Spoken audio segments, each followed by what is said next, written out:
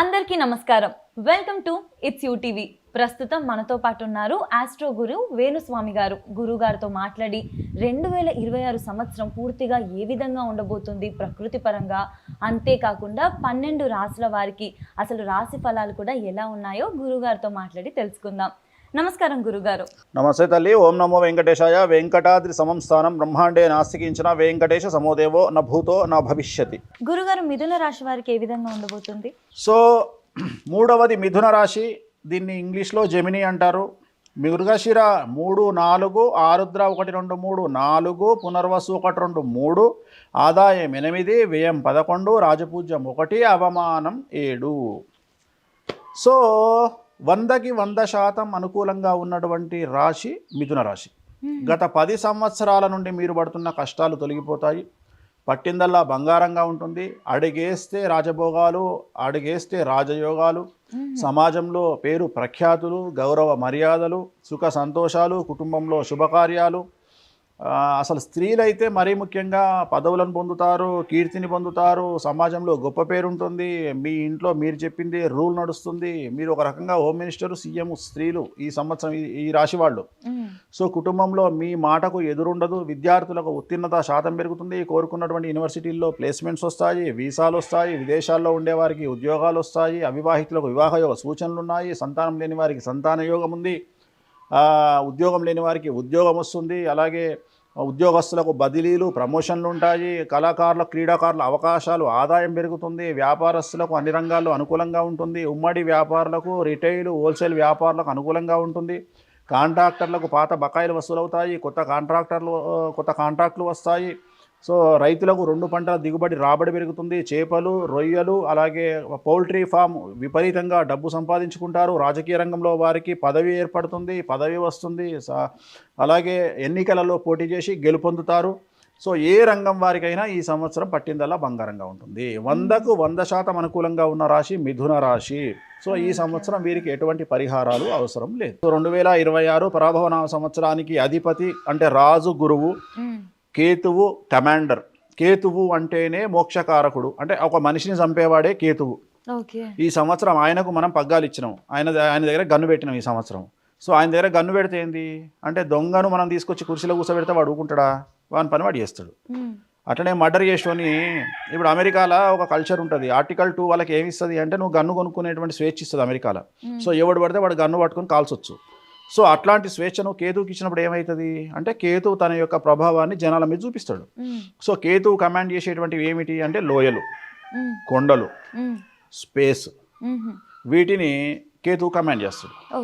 అంటే ఎక్కడైతే tourism places ఉన్నాయో, like Kashmir, Switzerland, Europe, Singapore, Malaysia, అంటే కేతువు కమాండ్ చేసేది కొండలు, లోయలు ప్లస్ స్పేస్, వీటిని కమాండ్ చేస్తాడు. అందుకని ఏం జరుగుతుంది ఈ సంవత్సరం? ఇంటర్నెట్ ఆగిపోయే అవకాశం ఉంది కొన్ని రోజుల పాటు, కరెంట్ ఆగిపోయే అవకాశం ఉంది కొన్ని రోజుల పాటు.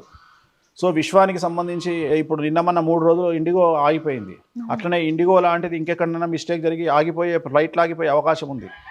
అలాగే తీవ్రవాద చర్యలు జరిగే అవకాశం ఉంది టూరిజం స్పాట్స్లో. మరీ ముఖ్యంగా స్టూడెంట్స్ టూర్లకు వెళ్ళే వాళ్ళు జాగ్రత్తగా ఉండాలి ఈ సంవత్సరం. అంటే వాటర్లో కానీ, నదుల్లో కానీ, కొండ ప్రాంతాల్లో కానీ. సో కొండ చర్యలు విరిగిపడి ఈ సంవత్సరం ఎక్కువగా నష్టం జరుగుతుంది. అదేవిధంగా ఈ సంవత్సరం కేతువు కాబట్టి, కేతువు ఎవరు? భక్తి మార్గం ఇచ్చేవాడు, మోక్షకారకుడు. అంటే భక్తి ఎక్కడుంటుంది ప్రపంచంలో? కలియుగంలో చర్చిల్లో ఉంటుంది, మసీదుల్లో ఉంటుంది, దేవాలయాల్లో ఉంటుంది. ఈ 3 ప్రాంతాలలో తొక్కిసలాట జరగడం కానీ, జరగరాని సంఘటనలు జరగడం కానీ, ఆస్తి నష్టము, ధన నష్టము, ప్రాణ నష్టం ఈ సంవత్సరం ఉండే అవకాశం ఉంది. అండర్లైన్. ఎందుకంటే కేతు అనేవాడు భక్తికి మార్గం, ముక్తికి మార్గం. సో ఈయన ఎక్కడుంటాడు అంటే దేవాలయాల్లో ఉంటాడు. ఈయన రాకముందే శ్రీకాకుళంలో ఇన్సిడెంట్ జరిగింది, తెలుసు కదా, టెంపుల్లో, వెంకటేశ్వర టెంపుల్లో చనిపోయినారు. సో అట్లనే తొక్కిసలాట అనేది జరిగే అవకాశం ఉంటుంది. సో నేను జనాలకు చెప్పదలుచుకున్న పాయింట్ ఏంటంటే, భక్తి పేరుతో జనసాంద్రత ఉన్న ప్రదేశాలకు వెళ్ళకండి. అది జనవరి 1 కానీ, లేదా ముక్కోటి ఏకాదశి కానీ, లేదా రథసప్తమి కానీ, లేదా ఏదైనా పండగ పర్వదినాల్లో సాధ్యమైనంత వరకు జనాలు లేని దేవాలయానికి వెళ్ళండి. ఉదాహరణ, జనాలున్న దేవాలయానికి వెళ్ళి అక్కడ మీరు ఇచ్చే డబ్బుల కంటే జనాలు లేనటువంటి దేవాలయానికి వెళ్ళడం వల్ల ఒక దేవాలయాన్ని కాపాడి అభివృద్ధిలోకి తీసుకొచ్చినటువంటి ఘనత మీకు దక్కుతుంది. కాబట్టి జనసాంద్రత లేనటువంటి దేవాలయాల్లో ఈ సంవత్సరం వెళ్ళండి. మసీదులైనా సరే, అలాగే చర్చులైనా సరే, ఎక్కడ జనాలు లేరో అక్కడికి దర్శనానికి వెళ్ళండి, ప్రేయర్స్కి వెళ్ళండి, ప్రార్థనలకు వెళ్ళండి. సో చాలా జనసాంద్రత ఉండే ప్రాంతాల్లో తిరక్కండి. అలాగే నార్త్ ఇండియాకు సంబంధించి ఈ సంవత్సరము ఎక్కువగా ఈ దేవాలయాల్లో తొక్కిసలాట జరిగేటువంటి అవకాశం ఉంది, ఏదైనా అపశృతి జరిగేటువంటి అవకాశం ఉంది నార్త్ ఇండియాలో ముఖ్యంగా. అలాగే ఈ సంవత్సరం పుష్కరాలు వస్తున్నాయి ఒక నదికి. ఆ పుష్కరాల విషయంలో జాగ్రత్తలు తీసుకోవాలి ప్రభుత్వాలు కూడా, అలాగే ప్రజలు కూడా జాగ్రత్తలు తీసుకోవాలి. ప్రభుత్వాన్ని నిందించడం తప్పు. సో మన జాగ్రత్తల్లో మనం ఉండాలి. జనసాంద్రత ఎక్కువగా ఉన్న ప్రాంతాల్లో తిరగొద్దు ఈ సంవత్సరము. నేను అనేది పుష్కరాల విషయంలో.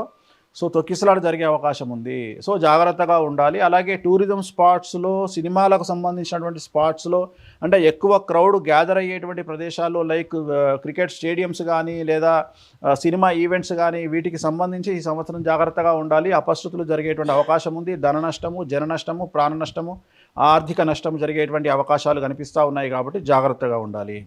అలాగే ఈ సంవత్సరం దక్షిణ భారతదేశానికి సంబంధించి 5 రాష్ట్రాలు ఉన్నాయి. 5 రాష్ట్రాలలో ఒక రాష్ట్రంలో ముఖ్యమంత్రి మారేటువంటి అవకాశం ఈ సంవత్సరం కనిపిస్తూ ఉంది. ఆల్రెడీ ఉన్న ముఖ్యమంత్రి ప్లేస్లో ఇంకొక ముఖ్యమంత్రి వచ్చే అవకాశం ఉంది. అలాగే ఈ సంవత్సరం కలివిడిగా ఉన్నటువంటి పార్టీలు, కూటమిగా ఉన్నటువంటి పార్టీలు, లేదా ఇప్పుడు ఉదాహరణ దేశంలో కేంద్రంలో ఉన్నటువంటి బీజేపీ పార్టీకి కలిసి ఉన్నటువంటి పార్టీలు ఒక పార్టీ పక్కకు వచ్చేటువంటి అవకాశం ఉంది. అలాగే ఈ సంవత్సరము యాంగ్జైటీ డిజార్డర్ చాలా ఎక్కువగా ఉంటాయి. గురువు మెయిన్ రాజు కాబట్టి చాలా వరకు యాంగ్జైటీ ప్రాబ్లమ్స్ ఉంటాయి. మహిళల్లో మరీ ముఖ్యంగా డిప్రెషన్ అనేటువంటిది, పీసీఓడి అనేటువంటిది, హార్మోనల్ ఇంబ్యాలెన్స్ అనేటువంటిది యాంగ్జైటీ డిజార్డర్కు కారణమయ్యేటువంటి అవకాశం ఉంది. ఈ సంవత్సరం ఆడవాళ్ళకి యూట్రస్ రిలేటెడ్ సమస్యలు ఎక్కువగా వచ్చే అవకాశం ఉంది. థైరాయిడ్ సమస్యలు ఎక్కువగా వచ్చే అవకాశం ఉంది. జనాల్లో ఈ సంవత్సరం కాన్స్టిపేషన్ ప్రాబ్లం ఎక్కువగా ఉంటుంది. కారణం ఏంటంటే వాళ్ళ హెక్టిక్ షెడ్యూల్ కావచ్చు. అన్నిటికంటే ముఖ్యం ఈ సంవత్సరం జనాల్లో ఏది చేసైనా సరే డబ్బు సంపాదించాలి అనేటువంటి ఒక థాట్ వస్తుంది. అంటే డబ్బు సంపాదనే ముఖ్యము. సో వాస్తవంగా ఇప్పటికి జరుగుతూనే ఉంది అది ఆల్రెడీ. అంటే మనము ఎవరిని ఏం చేసైనా సరే డబ్బు సంపాదించాలి, డబ్బే ముఖ్యం అనేటువంటి పద్ధతి వచ్చేసింది, రావాల్సిందే అది.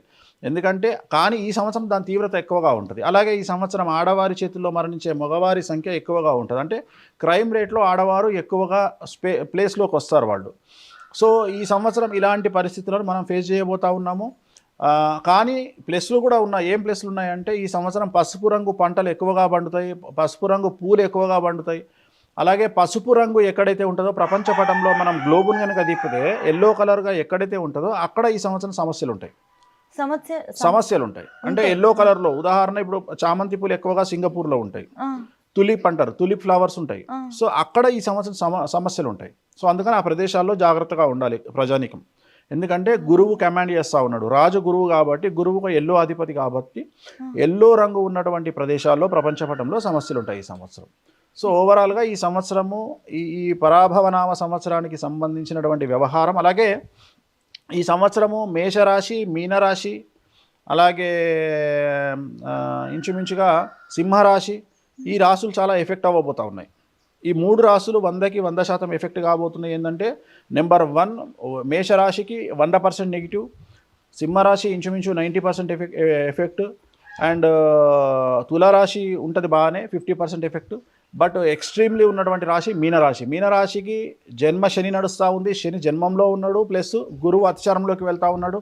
అండ్ ఈ సంవత్సరం గురువు అతిచారంలోకి వెళ్తూ ఉన్నాడు. గత 200-300 సంవత్సరాల నుండి అసలు అతిచారం అంటే ఎవరికి తెలియదు. అట్లాంటిది గురువు అతిచారంలోకి వెళ్తున్నాడు. బార్హస్పత్యమాన ప్రకారము గురువు అతిచారంలోకి వెళ్తూ ఉన్నాడు.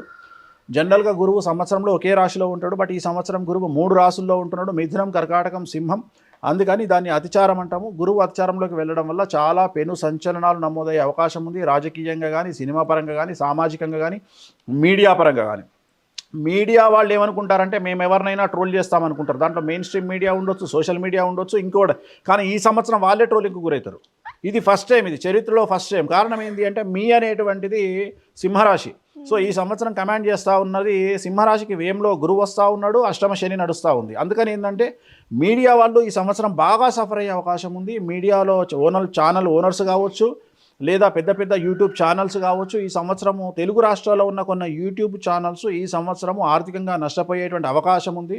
సో ఖచ్చితంగా దాంట్లో ఉన్న స్టాఫ్ వేరే ఉద్యోగాలు ఎత్తుకోవాల్సిన పరిస్థితి వస్తుంది. అలాగే కొంతమంది ప్రైవేట్ జర్నలిస్టులు అంటే ఇండివిజువల్గా సొంత ఛానల్ పెట్టుకొని యూట్యూబ్లో, ఇది కుటీర పరిశ్రమ అయిపోయింది ఇప్పుడు తెలుగు రాష్ట్రాల్లో యూట్యూబ్ ఛానల్.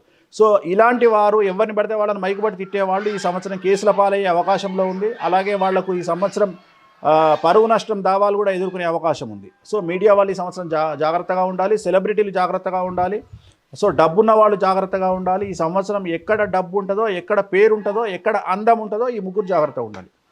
గురుగారు అంత నెగిటివ్గా చెప్పినారు, ఏం మంచి అనేది ఈ సంవత్సరం ఉండదు అసలు. అది శాస్త్రం రాసింది. మరి ఇప్పుడు నేను చెప్పాలంటే పూర్తి రివర్స్లో చెప్పాలి. ఇంకా నేను చెప్పను అట్లా.